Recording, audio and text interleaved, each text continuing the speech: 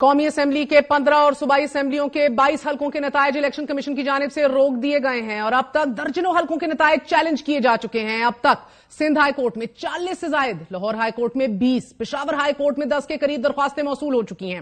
یعنی کہ یہ سنہرا موقع جس میں ایک ادارہ اپنی کریڈیبلٹی کو بحال کر سکتا تھا، مکمل طور پہ ناکام دکھائی دے رہا ہے۔ جن میں انتخابی نتائج کو چیلنج کیا گیا ہے، لاہور ہائی کورٹ مریم نواز، عطا اللہ تارڑ، اون چودھری، علیم خان، خواجہ آصف سمیت 18 حلقوں کے انتخابی نتائج کے خلاف درخواستیں خارج کر دی گئی ہیں۔ جسٹس علی باقر نجفی نے محفوظ فیصلہ سناتے ہوئے اور درخواست گزاروں سے متعلقہ فورم پر درخواست دینے کا بھی کہا ہے۔ جیتنے والوں کی ہار اور ہارنے والوں کی جیت کے اس تنازع میں کہیں تو واضح اکثریت نہ ملنے کے باوجود وکٹری سپیچ دی گئی۔ فارم 45 منظر سے غائب ہوئے، الیکشن کمیشن کے باہر احتجاج اور نتائج عدالت میں چیلنج ہوئے۔ اسی والے سے بات کریں گے کہ تحریک انصاف کے جو سب سے بڑا گروہ ہونے کی صورت یا سب سے بڑی جماعت ہونے کا دعویٰ کر رہی ہے، مزید 70 نشستیں جو مبینہ طور پہ ان سے چھینی گئی ہیں کیسے حاصل کرے گی؟ ہمارے ساتھ تحریک انصاف کے سینئر رہنما اور سینئر قانون دان حامد خان صاحب موجود ہیں۔ حامد صاحب بہت بہت شکریہ ساتھ دینے کا۔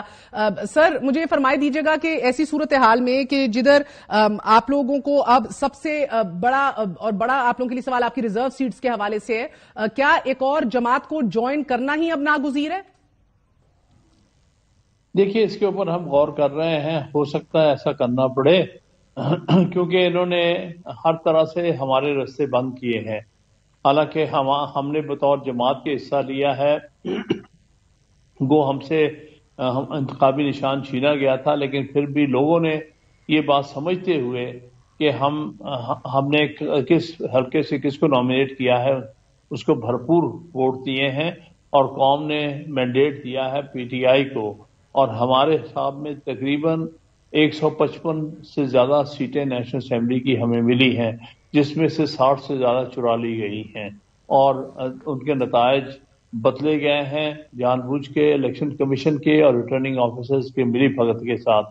یہ پاکستان کی تاریخ میں ایک سب سے بڑا رگڈ الیکشن ہے جو ہم دیکھ رہے ہیں، جس میں کہ قوم کا دیا ہوئے ورڈکٹ کو مسخ کرنے کی پوری کوشش کی جا رہی ہے۔ الیکشن کمیشن نے تو آج اعلامیہ جاری کیا ہے خان صاحب، اور یہ کہا ہے کہ اکا دکا واقعات سے انکار نہیں، تدارک کے لیے متعلقہ فورم ضرور موجود ہیں۔ آپ کو یہ امید ہے کہ متعلقہ فورمز پہ آپ جا کے اپنی یہ جو 60-70 سیٹیں جن کا آپ ذکر کر رہے ہیں یہ آپ لے لیں گے واپس؟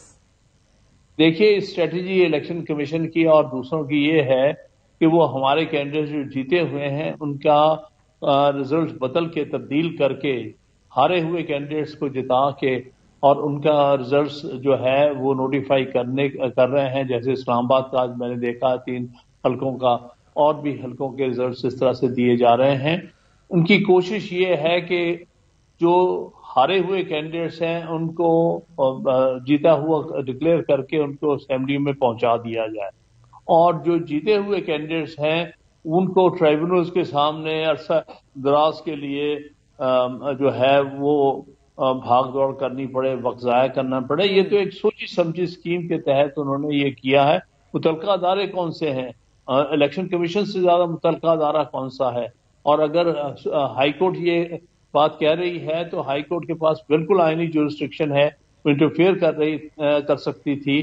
وہ بھی بڑے افسوس کی بات ہے۔ میں یہ کہوں گا اس سارے ایپیسوڈ میں الیکشن کمیشن کا جو پارٹیزن کانڈکٹ تو اپنی جگہ، اور پارٹیزن کیا کمپلیٹلی انکانسٹیٹیوشنل کانڈکٹ ہے ان کا، وہ تو اپنی جگہ، جو ہماری عدلیہ کا ساتھ ہے وہ بھی بہت افسوسناک ہے۔ تو سر اگر آپ کہہ رہے ہیں یہ ہائی کورٹس کے پاس یہ جورسڈکشن موجود ہے تو تمام تر یہ درخواستیں جن کا میں نے ذکر کیا، یہ بڑے بڑے حلقے جس میں اون چودھری ہیں، سلمان اکرم راجہ صاحب کہتے ہیں بڑی کلیئر مارجن سے میں جیت رہا تھا، جس کے اندر آپ کے دیگر سینئر رہنمائیں، یہ ان کی درخواستیں رد کیوں کر دی ہیں سب کی ابھی؟ یہی تو میں کہہ رہا ہوں کہ الیکشن کمیشن کا ہائی کورٹس کا بھی جو طریقہ کار ہے اس وقت وہ انصاف پر مبنی نہیں ہے۔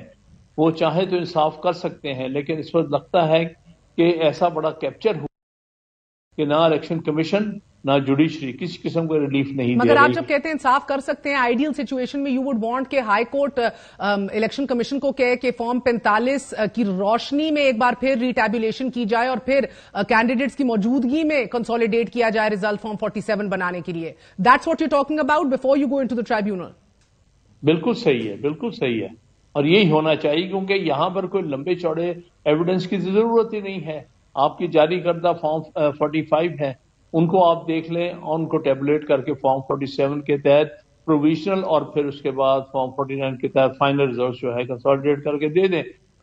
ہر کوشش ہو رہی ہے کہ وہ نہ کیا اچھا جائے. اور حامد خان صاحب نیشنل یونٹی گورنمنٹ کے کتنے امکانات ہیں؟ کچھ باخبر ذرائع ہمیں کہہ رہے تھے that they are pressing for it. آپ لوگوں کو یہ آفیشلی کہا گیا ہے کہ ایک نیشنل یونٹی گورنمنٹ میں آ جایا جائے؟ میرا نہیں خیال ایسی کوئی بات ہوئی ہے. دوسری بات یہ کس منہ سے کوئی کہے گا؟ پہلے ہمیں ہمارے جو ریزلٹس ہیں وہ تو دیے جائیں. دیکھیں نا، اگر ہمیں 155 سے کم کر کے انہوں نے 90 پہ لے آئے ہیں تو سب سے بڑی ناانصافی تو وہی ہو گئی ہے. نیشنل گورنمنٹ کی بات تو تب ہو کہ اگر ہماری سیٹیں جتنی ہم نے جیتی ہیں وہ ہمیں دی جائیں اور جن کی جو جیتی ہوئی جماعتیں وہ اپنی جگہ ہو، پھر آپس میں ڈائلاگ ہو کہ ہاں جی اب نیشنل گورنمنٹ بنانی ہے، ون پارٹی گورنمنٹ بنانی ہے، کولیشن گورنمنٹ بنانی ہے. پہلے الیکشن کے نتائج تو درست ہو نا، تاکہ لوگوں کا مینڈیٹ تو کلیئر ہو جائے کہ لوگوں نے ان لوگوں کو مینڈیٹ دیا ہے جن کا ان پارٹیوں سے تعلق ہے. اور پھر اس کے بعد یہ اگلا سٹیپ ہوگا کہ پارٹیز آپس میں نیگوشیٹ کریں کہ کس طرح سے معاملات کو گورنمنٹس فارم کرنا سر چاہتی ہیں. کرنٹلی اگر میں آپ کو جو نمبر ابھی تک سامنے آ رہا ہے مائنس یہ 55 60 70 سیٹیں جو آپ کہہ رہے ہیں، اس سے تو آپ کا واضح تگڑا ہو جاتا ہے، مگر دیر لگے گی نا. ابھی تو نہیں لگ رہا کہ آپ کو سیٹیں ملنے والی ہیں گیون دا سسٹم انفارچونیٹلی. سو ابھی کی موجودہ سیٹس میں اگر میں آپ کی ریزرو سیٹس بنوا لوں تو 113 ہے آپ کی. 113 کے ساتھ بھی آپ حکومت نہیں بنا سکتے کیونکہ پی ایم ایل این کے ساتھ آپ بیٹھنے کو تیار نہیں اور پیپلز پارٹی کے ساتھ بھی حکومت بنانے کو تیار نہیں. سو ایم کیو ایم آپ کے ساتھ آ بھی جائے جو کہ مشکل ہے کیونکہ وہ پی ایم ایل این کے ساتھ ویسے ہی الیکٹرل الائنس کر چکی تھی، تو پھر بھی you not in a position to form a government. تو ہم کب کہتے ہیں ہم اگر ہمیں ہمارے ساتھ ہمارا حق نہ دیا گیا تو ہم اپوزیشن میں بیٹھنا پریفر کریں گے. ہم کیوں اس نتیجے کو قبول کریں اور اس نتیجے کی بنیاد پر جا کے کولیشن گورنمنٹ ان لوگوں کے ساتھ بنائیں جنہوں نے ہماری سیٹیں چرا لی ہیں. لہٰذا پہلی بات تو یہ ہے کہ انصاف ہو، اس کے بعد بات ہوگی کہ کس کی گورنمنٹ بنی. ہاں اگر ہمیں ہماری سیٹیں واپس مل جاتی ہیں، ہو سکتا ہے ہمیں کہ ہم خود ہی حکومت فارم کر لیں، پھر تو ہمیں ضرورت ہی نہیں کسی کی. اور اس کے کتنے چانسز لگ رہے ہیں آپ کو؟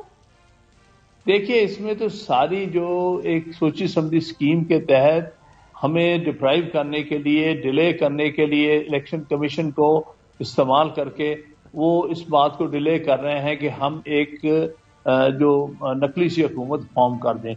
میرے نزدیک تو پی ایم ایل این کے پاس کوئی مینڈیٹ نہیں ہے، اس کے پاس بہت کم سیٹیں ہیں. اگر صحیح معنی میں کاؤنٹ ہو جاتی تو 50-40 سیٹوں سے زیادہ ان کے پاس سیٹیں نہ ہوتی. وہ کس حساب میں حکومت بنا رہے ہیں؟ اس سے بڑا قوم کے ساتھ دھوکہ کیا ہو سکتا ہے کہ ایک ہاری ہوئی جماعت، ایک شکست خوردہ جماعت، ایک شکست خوردہ ان کے لیڈرز سارے کے سارے ہارے ہوئے ہیں، اور یہ سارے لیڈرز جو ہیں وہ اپنے آپ کو قوم کے اوپر مسلط کر رہے ہیں، حالانکہ قوم نے ان کو ریجیکٹ کر دیا اور کہا کہ اب تم لوگ اس ملک میں حکومت کرنے کے قابل نہیں رہے. اس سے بڑا قوم کے ساتھ دھوکہ، زیادتی اور ناانصافی کوئی نہیں.